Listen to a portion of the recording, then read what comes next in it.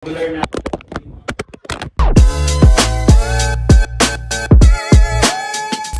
para sa akin naman is, napakaganda naman talaga ng mga naituturo kay God talaga. Kasi, yun rin, sa akin lang rin nung sa time ko talaga, yung mga, for the last 25 years ng buhay ko, dito lang talaga sa church talaga napakilala yung yung beauty ni God talaga sa buhay natin. Sa mundo, masyadong corrupted talaga. Yung love nila, binibigyan nila ng excuse, binibigyan nila ng justification yung mga love na meron sila. Lagi nilang sasabihin, pag mahal naman akong tao, wala naman akong tinatapakan tao.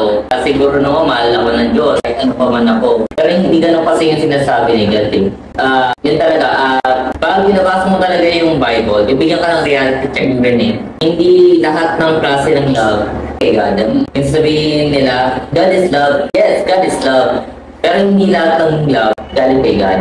Kasi may mga love na nagiging corrupted, nagiging twisted, hindi dahil kay God, kundi dahil sa atin, sa ating sinful nature. Kaya nangyayari, ginagamit natin yung love bilang justification sa mga action natin. Pero hindi yun ang gusto ni God. Hindi yun yung plano ni God. Yun yung plano na gusto nating mangyari. For example, na mga love na corrupted. Yung mga premarital, yung mga young love. Love of money. Oo. Love of possession, love of money. Kahit yung medyo heavy debate rin sa mga same-sex, sa mga premarital. Basta lahat ng love na hindi siya glorifying kay God, hindi kay God. Galing yan sa mga natin, malicious actions natin na binibigyan natin ng justification para yung society i-accept yun. Pero tandaan natin, ang relationship kasi sagrado yan Si God mismo yung sabi nun sagrado ang relationship Tayo lang sumisira talaga. Pero, lagi din sinasabi ni God, there's always a way to fix yung relationship natin sa Kanya.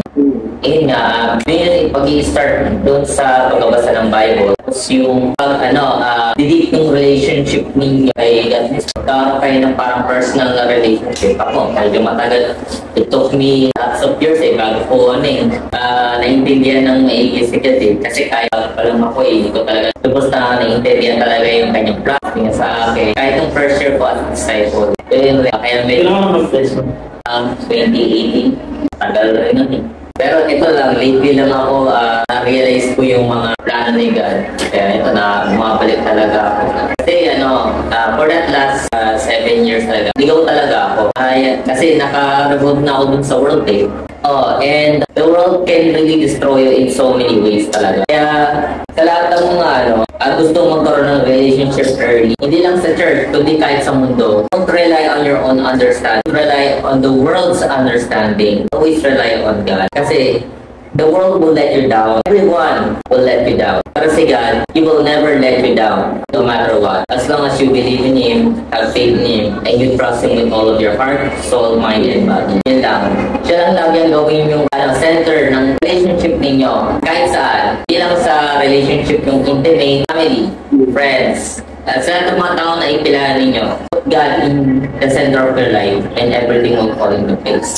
Yan lang. Said Bob. Let's go!